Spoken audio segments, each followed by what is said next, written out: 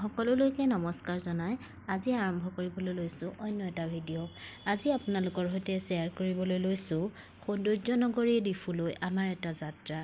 প্ৰাকৃতিক সৌন্দৰ্যৰে ভৰপূৰ ডিফু তাৰালাংছো ৰিজৰ্ট এণ্ড ইক' পাৰ্কলৈ যাত্ৰা কৰাৰ সময়ত যাত্ৰাপথৰ মনোমোহা দৃশ্যই মন মুহি নিছিল। চাৰিওকাষৰ সৌন্দৰ্য উপভোগ কৰি আহি আমি পাইছিলোঁ এইটো কাৰ্বি ট্ৰেডিশ্যনেল ক্লক টাৱাৰ। তাৰ পৰা আমি তাৰালাংছো ৰিজৰ্ট এণ্ড ইক' পাৰ্কৰ শোভা উপভোগ কৰি আগুৱাই গৈ থাকিলোঁ। কি যে নিৰিবিলি এক শান্ত সেউজীয়া পৰিৱেশ। চাৰিওফালে কেৱল সেউজীয়া আৰু সেউজীয়াৰ সমাহাৰ।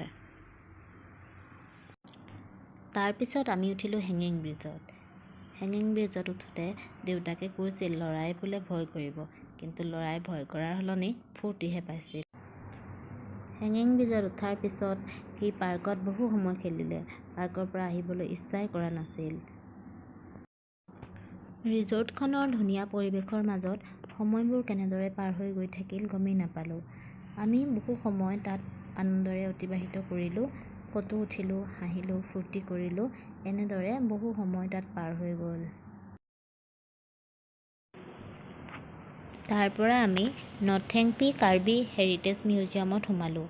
চালে চকুৰোৱা এই মিউজিয়ামটো বাহিৰৰ পৰাই অতি ধুনীয়া লাগিছিল। সুন্দৰ কাৰুকাৰ্যৰে ইমান নাটক ধুনীয়াকৈ নিৰ্মাণ কৰা হৈছে, দেখিয়ে ভাল লাগে।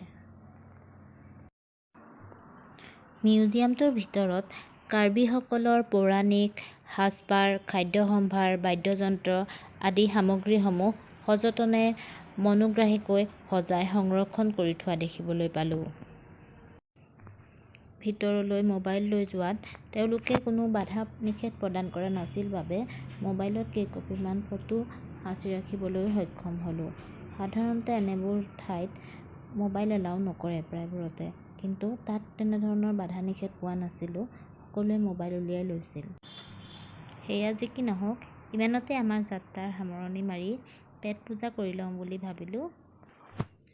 তেনেদৰেই এটি মধুৰ দিনৰ স্মৃতি বুকুত সামৰি সেউজী ৰাণী ডিফুক বিদায় দি আমাৰ উভতনি যাত্ৰা আৰম্ভ হ'ল। সন্ধিয়াৰ মায়াময় পৰিৱেশৰ মাজেৰে আমি প্ৰায় ৮টামান বজাত ঘৰ পালোহি। সকলোলৈকে ধন্যবাদ জনাই এই ভিডিঅ'টো ইমানতে সামৰণি মাৰিলোঁ।